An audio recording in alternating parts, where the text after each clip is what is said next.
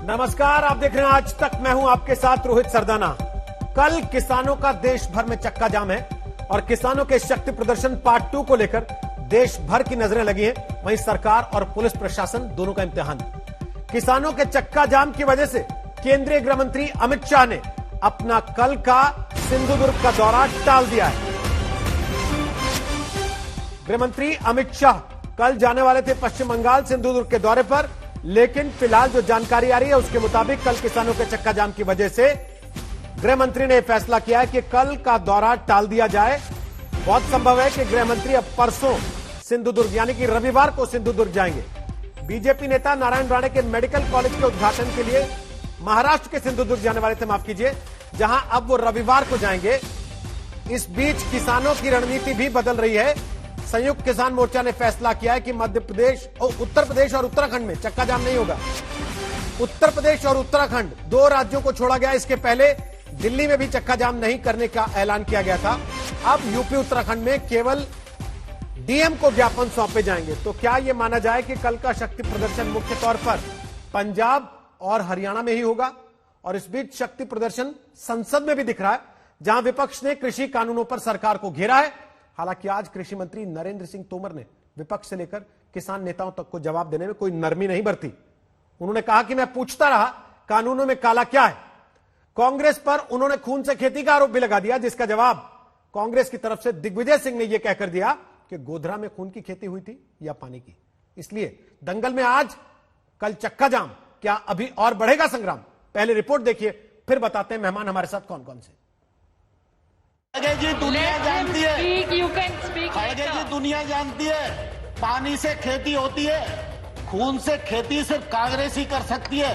Bharatiya Janata party खून से खेती नहीं कर सकती। पूरे एक राज्य में गलत फहमी का शिकार है लोग। एक ही राज्य का मसला है। किसानों को इस बात के लिए बरगलाया गया है कि ये कानून आपकी जमीन को ले जाएंगे।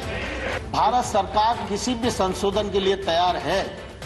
इसके मायने ये नहीं लगाना चाहिए कि किसान कानून में कोई गलती है। किसान संगठनों के देश भर के चक्का जाम से एक दिन पहले ये सरकार का तेवर है। संसद से सड़क तक जब किसान संगठनों से लेकर विपक्ष तक सरकार को किसानों के मसले पर घेर रहा है, सरकार अडिग रहने के संकेत दे रही। राज्यसभा में कृषि मंत्री नरेंद्र सिंह तोमर विपक्ष के उन हमलों का जवाब दे रहे थे जिसमें सरकार पर किसानों पर कथित काला कानून थोपने और उन्हें बदनाम करने की तोहमत जोरदार तरीके से मढ़ी गई। ये कानून, तीनों कानून आज जो काले कानून हैं वो सभी लोग विरोध कर रहे हैं। और जो बॉर्डर में बैठे हुए लोग हैं वो इसीलिए बैठे हैं कि ये जो कानून है उनके हित में नहीं है। ये पंजाब, हरियाणा और पश्चिमी यूपी का किसान पूरे देश के किसानों की लड़ाई लड़ रहा है। वो सिर्फ 3 राज्यों की लड़ाई नहीं है और पूरा देश उनके साथ है। तो उनको देश जो है कहना ठीक नहीं। नरेंद्र सिंह तोमर जी से पूछना चाहता हूँ कि गोधरा में जो खेती हुई नरेंद्र मोदी जी की, वो पानी की खेती थी कि खून की खेती थी? भाजपा और संघ ये नफरत की राजनीति करते हैं और नफरत से हिंसा फैलती है। और जब भी हिंसा होती है, सांप्रदायिक दंगे होते हैं, इन्हें हमेशा फायदा होता है। किसानों पर पक्ष विपक्ष की इस आर पार के बीच कल देश भर के किसानों का चक्का जाम है। दोपहर 12 बजे से 3 बजे के बीच हाईवेज पर ट्रैफिक रोकने की तैयारी है। हालांकि इस बीच संयुक्त किसान मोर्चा ने एक नई रणनीति का भी इशारा किया है। यूपी और उत्तराखंड में सिर्फ डीएम को ज्ञापन सौंपे जाएंगे, चक्का जाम नहीं होगा। इस बीच जब कल के किसानों के शक्ति प्रदर्शन पार्ट 2 पर सबकी नजरें हैं, तो राजस्थान के दौसा में कांग्रेस नेता सचिन पायलट और उत्तर प्रदेश के शामली में आरएलडी नेता जयंत चौधरी ने महापंचायतों के जरिए अपनी अपनी ताकत दिखाने की कोशिश की है। कुमार गुड़ाल के साथ हिमांशु मिश्रा, दिल्ली, आज तक। और आपको बता दें कि दंगल में आज हमारे साथ कौन कौन से खास मेहमान होंगे। हमारे साथ ओम प्रकाश धनखड़ होंगे, वो अध्यक्ष है हरियाणा बीजेपी के, कृषि मंत्री भी रह चुके हैं हरियाणा के। हमारे साथ चरण सिंह सापरा हैं, वो कांग्रेस पार्टी के प्रवक्ता हैं, महाराष्ट्र से आते हैं। हमारे साथ अजय आलोक है, वो जेडीयू के नेता हैं। हमारे साथ हरिनाम सिंह हैं, वो किसान नेता हैं, और हमारे साथ विजय सरदाना हैं, वो कृषि विशेषज्ञ हैं। हरिनाम जी, सबसे पहले तो एक चीज पर आपसे विस्तृत जानकारी चाहते हैं। पहले कहा गया कि दिल्ली में चक्का जाम नहीं होगा, केवल हाईवेज पर होगा। अब यह कहा जा रहा है कि उत्तराखंड और उत्तर प्रदेश में भी चक्का जाम नहीं होगा। क्या आप बता सकते हैं कहां कहां होगा, कहां कहां नहीं होगा? देखिए रोहित जी, उत्तर प्रदेश और उत्तराखंड और दिल्ली में पहले ही कहा जा चुका था कि ये चक्का जाम नहीं होगा। और मैं आपको बता दूं, चक्का जाम नहीं था। जो इसको प्रचारित प्रसारित किया जा रहा है, हम जो 3 काले कानून हैं उसका ज्ञापन मात्र देंगे। ज्ञापन देना कल भी था, और चक्का जाम नहीं होगा तब भी हमको जिलाधिकारियों को ज्ञापन देना है, प्रधानमंत्री के नाम संबोधित। और हम आपके माध्यम से ये कहना चाह रहे हैं, ये जो कानून है, जो भी राजनीतिक दल है, वर्तमान सरकार है, वर्तमान सरकार के मंत्री हैं, प्रवक्ता, इसको अच्छे से एक बात समझ ले, इसको किसी पूर्व के दंगे या दंगों की आशंका उससे जोड़ के उन घटनाओं से इस किसान आंदोलन को न जोड़ा जाए। हम 3 कानून जो हैं उसकी वापसी की बात कर रहे हैं, और सरकार ने जो वार्ता का दौर बंद कर दिया था, वो आपके माध्यम से कह रहे हैं कि जब देश के प्रधानमंत्री ने कह दिया एक काल दूर, तो हम तो एकदम 10 कदम पे बैठे हैं, चाहे जब बुला लो बात कर लो। बात करने को किसान तैयार हैं। फिर इतना लोकसभा में, राज्यसभा में, रोडों पे सब कुछ हल्ला गुल्ला हो रहा है। कोई खून की होली खेलने की बात कर रहा, कोई कुछ कह रहा। अरे कहाँ, हम तो वो किसान हैं, हमारे खेत में काम करते अगर बिच्छू सांप भी निकल आता है तो हम उसकी भी रक्षा करते हैं। हम आपके माध्यम से कहना चाहते हैं, हमको उस पचड़े में क्यों फंसा रहे हो?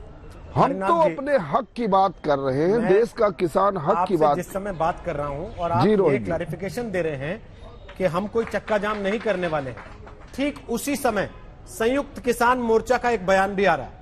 वो टीवी पर यह जानकारी दे रहे हैं बाकायदे बताकर कि हाईवेज को जाम करेंगे, दिल्ली एनसीआर को छोड़ेंगे, बाकी जगह हाईवे जाम करेंगे। और मुझे याद है जब पहले प्रेस कॉन्फ्रेंस हुई थी संयुक्त किसान मोर्चा की, तो कहा गया था 12 से 3 बजे तक का ये चक्का जाम होगा, हाईवेज को हम रोकेंगे।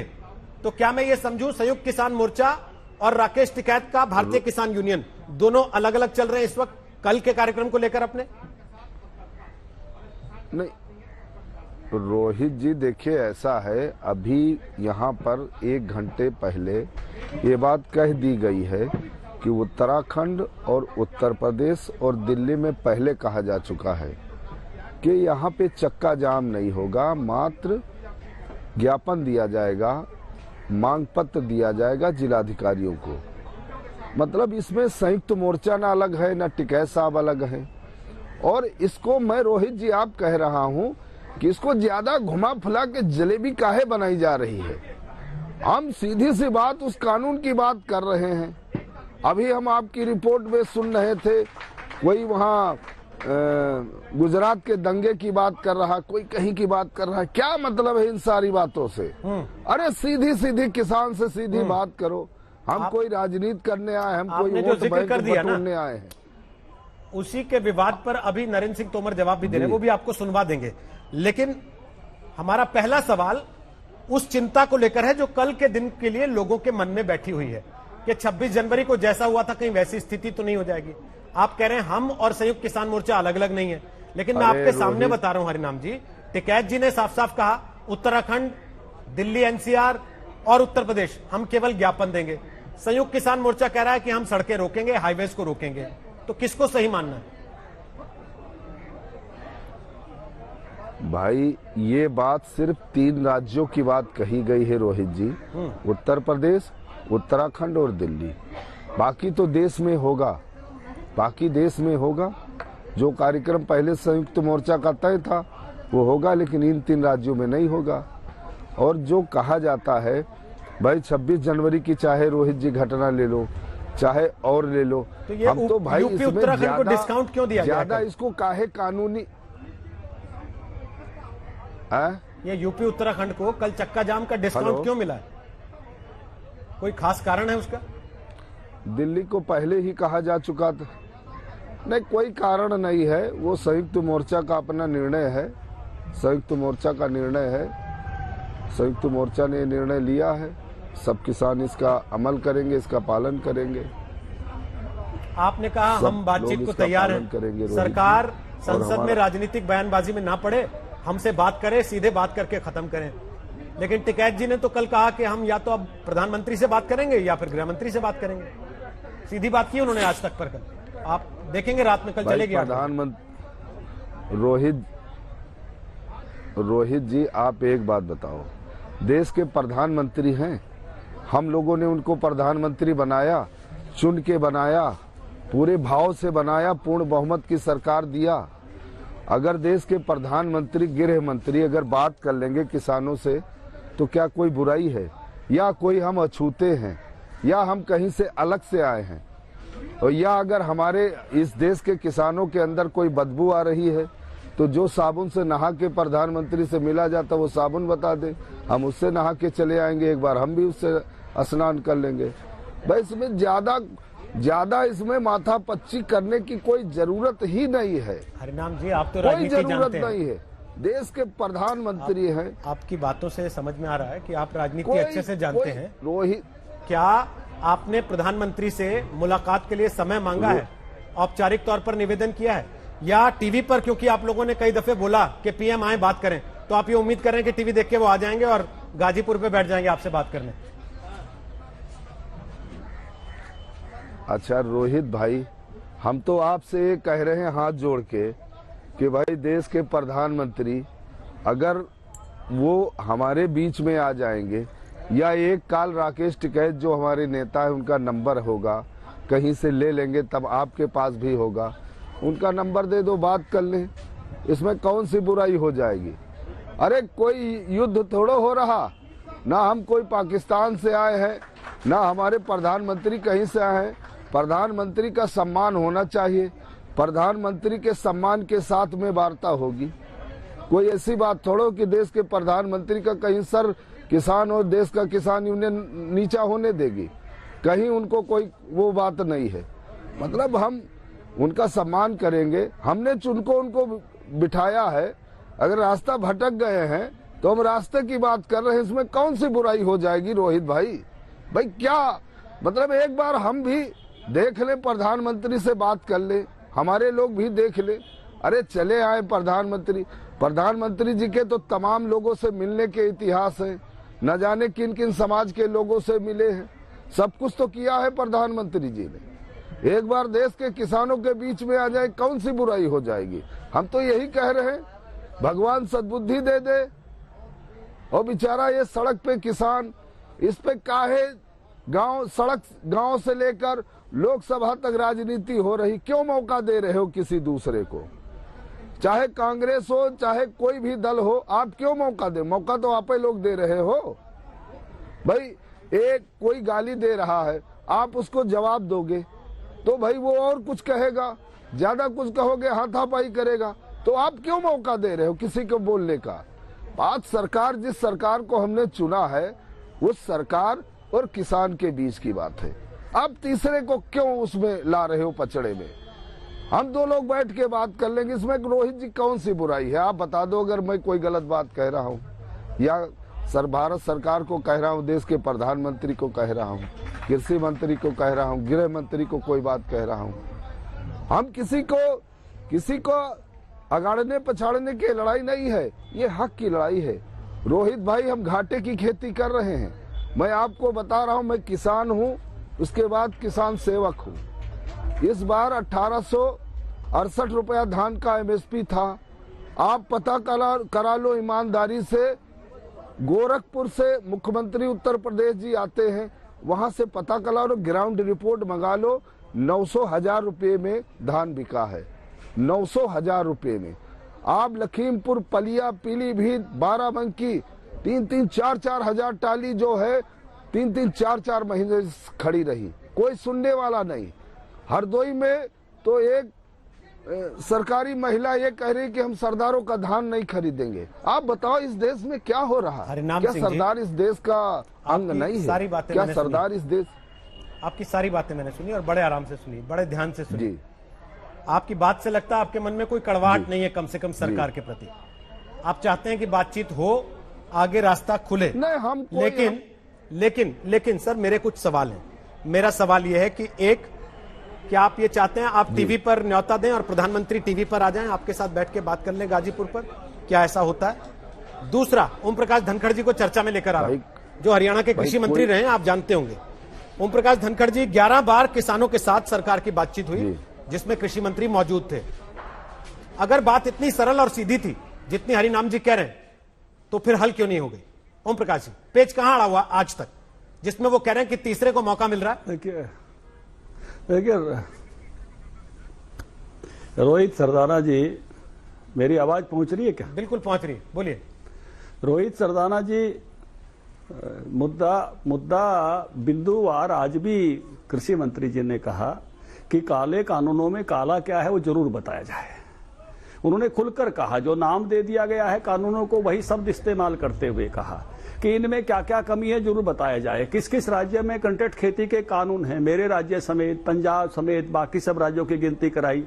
उस कानून में कहीं भी एक शब्द भी ऐसा नहीं है कि जिसके कारण से किसान की खेती जा सके, किसी की जमीन को जो है दिक्कत कोई हो सके और उस जमीन की कोई नीलामी कर सके या बंधक बना सके या पट्टे पे ले सके। किसान कर्जदार हो जाए तो भी उसमें लिखा है जमीन का कुछ नहीं हो सकता, जैसे चौधरी छोटूराम के समय कहा था। बात यहां अटकती है रोहित जी की मुद्दों पर बात नहीं हो रही, बात वहां पहुंच जाती है कि केवल रद्द करो। तो इस नाते से बात का अटकाव, इतनी बार की बातचीत के बाद भी अटकाव यहां है कि जितने भी मुद्दे किसान संगठन जत्थेबंदी चाहे पंजाब से लेके आई थी, चाहे हमारे उत्तर प्रदेश के साथी कह रहे हैं, चाहे हमारे यहां के साथी कह रहे हैं, वो सारे के सारे सुधारों की बात तोमर जी के साथ हुई है। तोमर जी ने अपनी चिट्ठी में भी लिखा है, आज संसद में भी कहा है कि भाई आप इसमें ये बताइए कि कमी कहां है। उस सारी कमियों को हम दूर करने के लिए तैयार हैं। दिक्कत कहीं कठिनाई है तो इस बात की हठधर्मिता के साथ है कि सुधार नहीं चाहिए और सुधार से आगे जाके केवल रिजेक्शन चाहिए। दिक्कत वहां होती है। हम सब जानना चाहते हैं, सारा देश जानना चाहता है, आपके मीडिया के माध्यम से भी जानना चाहता है कि इन कानूनों में काला क्या है, कौन सी ऐसी बात है जिससे कठिनाई आने वाली है। केवल और केवल अंदेशों की बात करके उस कानून में बिल्कुल साफ तौर पर लिखा हुआ है कि केवल कॉन्ट्रैक्ट खेती में आपके उत्पाद का कॉन्ट्रैक्ट हो सकता है, आपकी जमीन का नहीं हो सकता, उसको कोई पट्टे पे नहीं ले सकता, उसको कोई बंधक नहीं बना सकता।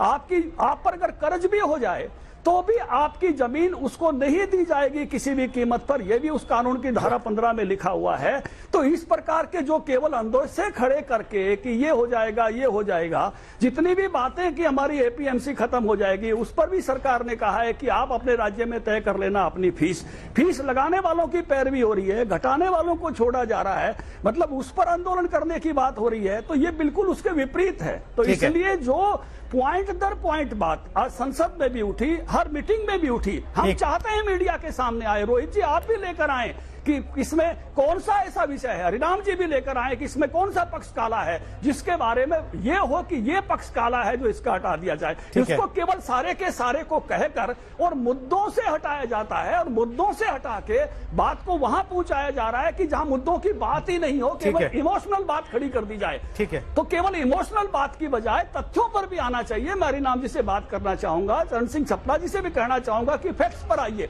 और जिस प्रकार का आंदोलन का कल का स्वरूप दिया है, मैं जरूर कहना चाहूंगा कि जो लोगों को कठिनाई होती है तो होती है, जाम करने वालों को भी बाद में कठिनाई होती है। मुकदमे चलते हैं वर्षों तक, मैंने भी किसान नेता के नाते झेला है उन मुकदमों को, तारीखें भुगतनी पड़ती है, सुप्रीम कोर्ट का आदेश है। तो बाकी लोगों को परेशानी में डालने की बजाय अपने संगठन के लोगों को भी परेशानी में मत डालिए। धनखड़ जी, आप चर्चा टीवी पे चाहते हैं, विपक्ष कह रहा है संसद में करा लीजिए अलग से समय तय करके, लेकिन सरकार समय नहीं दे रही।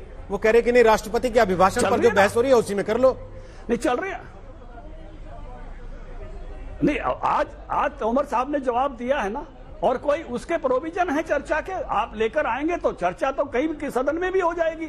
उसकी चर्चा के हर विपक्ष को अधिकार होता है चर्चा कराने का। उस प्रोविजन के तहत, जिन प्रोविजन के तहत चर्चा होती है, हम विधानसभा में चर्चा करते रहे हैं, लेकर आएंगे तो उस पर भी चर्चा हो जाती है, कोई कठिनाई नहीं है। चर्चा से कौन देश में इतनी, मुझे तो आनंद इस बात का है रोहित सरदाना जी कि यही पहले बार ऐसा विषय हुआ है। नहीं तो PRS-ORG देखता था हमारे कानूनों को, कई कमरों में बैठ के सेमिनार हो जाते थे। पहली बार ये कानून चर्चा में आए हैं। इन कानूनों पर बिंदुवार चर्चा होना देश के किसानों के लिए अच्छा होगा, देश के लिए अच्छा होगा। मुझे इस बात की खुशी है कि पहली बार कृषि कानूनों में देशव्यापी चर्चा हो रही है और आप लोगों ने भी इतना समय दिया है, एमएसपी जैसे विषय पर भी दिया है। मुझे इस बात का आनंद है कि पहली बार देश कानूनों पर चर्चा कर रहा है। सर, तो एक घंटे में 12 कानून सर ये आनंद दोगुना हो जाता अगर किसान नहीं होती है। ये आनंद दोगुना हो जाता अगर किसान 3 महीने से सड़क पर नहीं बैठा होता, अगर लाल किले की घटना नहीं होती, 26 जनवरी का दिन काला नहीं हुआ होता इस तरीके से। मैं सापड़ा जी को एक बार चर्चा में ला रहा हूं। सापड़ा जी, काले कानून करते करते बात काले से लाल पे आ गई जी। खून की खेती करना चाहते हैं आप लोग, ये आरोप लगाया आज कृषि मंत्री ने संसद में। देखिए, कृषि मंत्री कुछ भी आरोप लगा सकते हैं, उनके सारे आरोप तथ्यहीन है।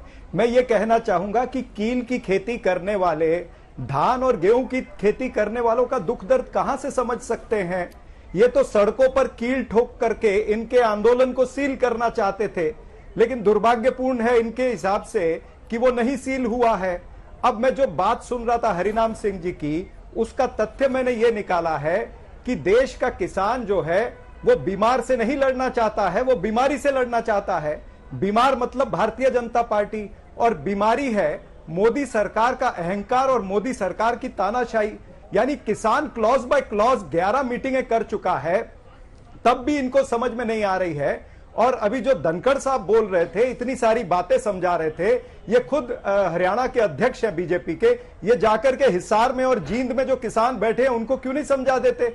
अपने राज्य के किसानों को तो आप समझा नहीं सकते, और यहां पर आकर के आप टीवी चैनल पर बड़ी बड़ी बातें कर रहे हैं। अरे किसानों का दर्द समझिए, क्योंकि ये किसान जो है ये आने वाली फसल और नस्ल की लड़ाई लड़ रहा है। उद्योगपतियों के पोषण के लिए आप इन अन्नदाताओं का शोषण कर रहे हैं। बात यह है कि धरती का लाल उद्योगपतियों के दलाल के सामने झुकने को तैयार नहीं है। यही दर्द है जो तोमर जी के मुंह से निकला है। और उन्होंने खून की खेती की बात की है। उनको यह भी बता दूं कि कांग्रेस का इतिहास चाहे देश की आजादी से पहले या बाद का है, कांग्रेस के नेताओं ने इस देश की मिट्टी के लिए खून दिया है, आजादी से पहले भी और आजादी के बाद, चाहे वो इंदिरा जी रही हो, चाहे राजीव जी रहे हो, चाहे कहते हैं कि खून दिया है, चाहे सरदार बेअंत सिंह और अनेक सारे नेता हमारे। देखिए, इसमें कोई आपत्ति नहीं मुझे, लेकिन आप कहते हैं खून दिया है जी। बीजेपी और एनडीए के नेता कहते हैं कि खून चूसा है। अब ये जनता तय करेगी कि खून दिया है या खून चूसा है। मैं अजय आलोक को लेकर आ रहा हूं जरा चर्चा में, वो चाय पी रहे हैं काफी देर से आप लोगों की बातें सुनते हुए, और धनखड़ साहब आपकी बात पे जवाब देना चाहते हैं। उसके पहले फटाफट अजय आलोक अपनी बात आप रख लीजिए। ये कह रहे हैं कि भाई सत्ता के जो लोग हैं वो असल में देश के लाल के ऊपर उद्योगपतियों के दलाल बन के बैठना चाहते हैं। अजय आलोक।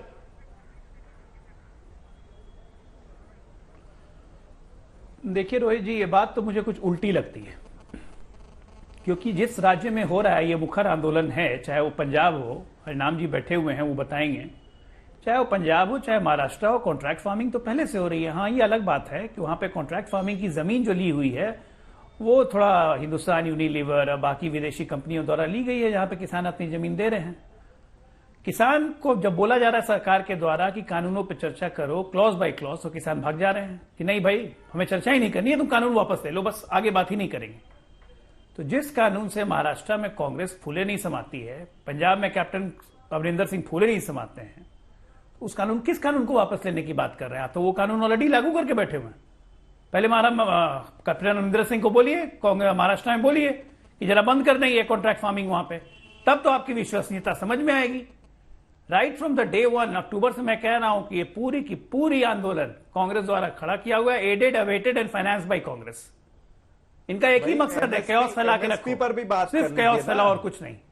और बात कर रहे हैं कि हमें पॉलिटिक्स से नहीं मतलब है, हमें कांग्रेस से नहीं मतलब है, हमें बीजेपी से नहीं मतलब है। अरे राकेश सिंह टिकैत कांग्रेस और राष्ट्रीय लोकदल के टिकट पे चुनाव लड़ चुके हैं 2014 में, किसको नहीं पता है? कैसे आप कह रहे हैं कि आपको राजनीति से मतलब नहीं है? विशुद्ध राजनीति है। अरे खुल के कहिए कि कर रहे हैं राजनीति, और जब तक पंजाब के चुनाव नहीं होंगे तब तक ये आंदोलन खत्म नहीं करेंगे, क्योंकि चुनाव जीतना है। पंजाब के किसानों को तो बर्बाद कर दिया, उनका लैंड आज तक सॉइल रिपोर्ट पंजाब की नहीं निकाली आप लोगों ने। क्यों? क्योंकि वहां उगने वाले जितने धान है या गेहूं है उसमें इंसेक्टिसाइड और पेस्टिसाइड की क्या मात्रा है ये बताने में पंजाब सरकार डर रही है। क्यों? एमएसपी क्यों नहीं खत्म हो, इस पर आप लोग चर्चा नहीं करते। आज तक एमएसपी को कानून नहीं बनाया 70 साल में। आज हम कह रहे हैं कि एमएसपी जारी रहेगी, तो आप कहते हैं कि कानून बना दो जी। अरे कानून तो बना हुआ है, एमएसपी बढ़ा दी हमने, उस पर कोई जवाब नहीं देते, ना संसद में ना कहीं। ठीक है, एक आदमी बात नहीं करता है उस बात पे कि एमएसपी कहां थी, कहां से गई। मैं उत्तर दे दूं इनका। 10,000 करोड़ पे डाल गया, उसकी चर्चा नहीं करेंगे, बस कानून हटा दो जी। एक तरफ आपका कन्वीनियंस, कांग्रेस का मतलब C for Congress, C for convenience and C for corruption, और कुछ नहीं। ठीक है, सवाल ये कि कल चक्का जाम है क्या और बढ़ने वाला संग्राम है। हालांकि उत्तर प्रदेश, उत्तराखंड, दिल्ली एनसीआर, यहां चक्का जाम का असर नहीं होगा। शामली में आज महापंचायत हुई किसानों की, वहां भी इस बात का ऐलान किया गया। राकेश टिकैत ने खुद यह बात कही कि उत्तर प्रदेश, उत्तराखंड में केवल डीएम को ज्ञापन सौंपे जाएंगे और दिल्ली में पहले से ही इस बात को लेकर कहा गया कि वहां चक्का जाम नहीं किया जाएगा। लेकिन संयुक्त किसान मोर्चा का यह बयान भी कि बाकी हाईवेज पर चक्का जाम होगा और सरकार तक अपनी आवाज पहुंचाएंगे। हरिनाम सिंह हमारे साथ हैं, किसान नेता हैं, विजय सरदाना हमारे साथ हैं, अर्थशास्त्री हैं, कृषि विशेषज्ञ हैं, हमारे साथ ओपी धनखड़ हैं, कृषि मंत्री रह चुके हैं हरियाणा के और हरियाणा बीजेपी के अध्यक्ष हैं। चरण सापरा हमारे साथ हैं, वो कांग्रेस के प्रवक्ता हैं, और अजय आलोक हमारे साथ हैं, जेडीयू के नेता हैं। ओपी धनखड़ साहब, आप जवाब देना चाहते थे पहले चरण सिंह सापरा की कुछ बातों का, आप दे लीजिए, फिर विजय जी के पास आ रहा हूं, बोलिए जी। मैं सापरा जी को याद कराना चाहता था कि इन्होंने कब कब किसानों के साथ खून की होली खेली, टप्पल में खेली, 3 किसान मारे, भट्टा परसोल में मारे, जो इन्होंने जो है बेसीमारी में 5 किसान मारे, पूना में मारे। ये अपनी बातों को भूल जाते हैं। यहाँ की कुछ गड़ी हुई प्रशासन के द्वारा, पुलिस के द्वारा लगाई हुई केले, ये 4 केले याद कर रहे हैं, इसको भूल जाते हैं। एक एक करके याद दिला लीजिए, मुझे कोई आपत्ति नहीं है कि आप याद दिलाइए एक दूसरे को। गोलियों से, वो आपको याद दिला ले, फिर आप इनको याद दिला लीजिए, कोई आपत्ति नहीं है। एक एक करके दीजिएगा। आप लोगों ने किसानों पर गोलियां चलाई थी, आपने गोलियों से भूना था किसानों को, ये मत भूलिए। और आप ही वो हैं जिन्होंने स्वामीनाथन रिपोर्ट को 6 साल तक दबाए रखा, आप ही वो हैं जिन्होंने हुड्डा कमेटी की रिपोर्ट को अपने पैरों तले दबाए रखा। आज आप इतनी बड़ी बड़ी बातें, यहाँ जो किसानों का नुकसान कर कांग्रेस जो करती रही है वर्षों तक, ये एमएसपी ऐसे क्यों रहे, ये आपकी ज्यादा बड़ी जिम्मेवारी है। वर्षों तक आपका शासन था, आज जो बड़ी बड़ी बातें यहाँ आप बैठ के कर रहे हैं, ऐसे सब कानून वो आपके प्रायोजित थे। एक बात मैं किसान यूनियन को कहना चाहता हूँ, रोहित सरदाना जी, उन्होंने जहां उत्तर प्रदेश के रोहित सरदाना जी, मैं जो है किसान यूनियन को कहना चाहता हूं, उनके प्रतिनिधि हरनाम जी यहां पर हैं, कि उत्तर प्रदेश के किसानों को अपना गन्ना चीनी मिलों में ले जाने की आप छूट दे रहे हो। हरियाणा में भी गन्ना किसान है, उसको भी छूट दीजिए, उसको भी अपना गन्ना चीनी मिलों में ले जाने दीजिए, उसको भी अपनी सब्जी ले जाने दीजिए। हरियाणा के किसान को तकलीफ मत दीजिए। अगर आप उत्तराखंड और उत्तर प्रदेश किसानों की अगर आप मेयर कर रहे हो, तो थोड़ी सी हरियाणा के किसान की भी मेयर। अभी आपकी बात का जवाब लेता हूँ हरनाम जी से, बहुत बड़ी है। अभी आपकी बात का जवाब लेता हूँ हरनाम जी से, उसके पहले चरण सापड़ा बोल रहे हैं आपकी बात, इसका भी ख्याल करें। चरण सापड़ा बोलिए, उसके बाद हरनाम जी और विजय जी बोलिए। चरण सापड़ा जल्दी से। देखिए ओम प्रकाश जी, जब आप किसी पे एक उंगली उठाते तो 3 उंगलियां आपकी तरफ भी है। आप भूल गए मंदसौर में क्या हुआ था, आप भूल गए कि महाराष्ट्र के अंदर किसान जो है 200-250 किलोमीटर नासिक से चल करके मुंबई तक आया था, पैरों में छाले पड़ गए थे। आप ये भूल गए कि 170 किसानों की अभी इसी आंदोलन के दौरान उनकी मौत हुई है। क्या भारतीय जनता पार्टी का एक भी नेता कहीं किसी किसान के घर पे गया है? क्या आपने कोई संवेदना प्रकट की है? आपका ही एनसीआरबी का डेटा बताता है कि 2019 के अंदर किसान और मजदूर पकड़े तो 42,000 तकरीबन लोगों ने आत्महत्या की है, उसमें से 10,281 किसान थे। तो ये आपके कार्यकाल में हो रहा है। ये जो खून की बातें कर रहे हैं, ये आप लोग कर रहे हैं। आप ये चीजें भूल जाइए, आप सीधे आइए, ध्यान मत भटकाइए जनता का। ये नरेंद्र तोमर जी ध्यान भटकाने की बात कर रहे हैं। वो चाहते हैं कि ये डिबेट डिरेल हो जाए, वो चाहते हैं कि देश की डिबेट जो है आरोप के जवाब में आरोप लगा रहे हैं। सवाल न पूछे जाए। सापड़ा जी, जब आप आरोप के जवाब में आरोप लगा रहे हैं, तो आपकी 3 उंगलियां आपकी तरफ है या मैंने आरोप नहीं लगाया, ठीक है, इन्होंने लगाया। वो 3 उंगलियां आपकी तरफ रख के लगाया कि उनको कहीं और रख लिया था? अभी इन्होंने आरोप लगाया, उसका उत्तर में ठीक है। ओके, विजय जी के पास जा रहा हूं फटाफट से, फिर हरनाम जी से कमेंट लेंगे। हरियाणा के किसानों को राहत क्यों नहीं देते भाई? जल्दी से पहले विजय सरदाना जी। जी, क्या इसको यह कहना जायज है कि राजनीतिक पार्टियां हवा दे रही हैं? क्या यह कहना जायज है कि खालिस्तान का आंदोलन है, उसको किसानों का आंदोलन बताया जा रहा है? क्या इसको ये कहना जायज है कि असल में सब कुछ किसानों के हित का है बस किसान बेवजह बैठ गए वहां पे, सुनने को तैयार नहीं। रोहित जी, मेरे बेसिक सवाल हैं जो एक नागरिक के दिमाग में है।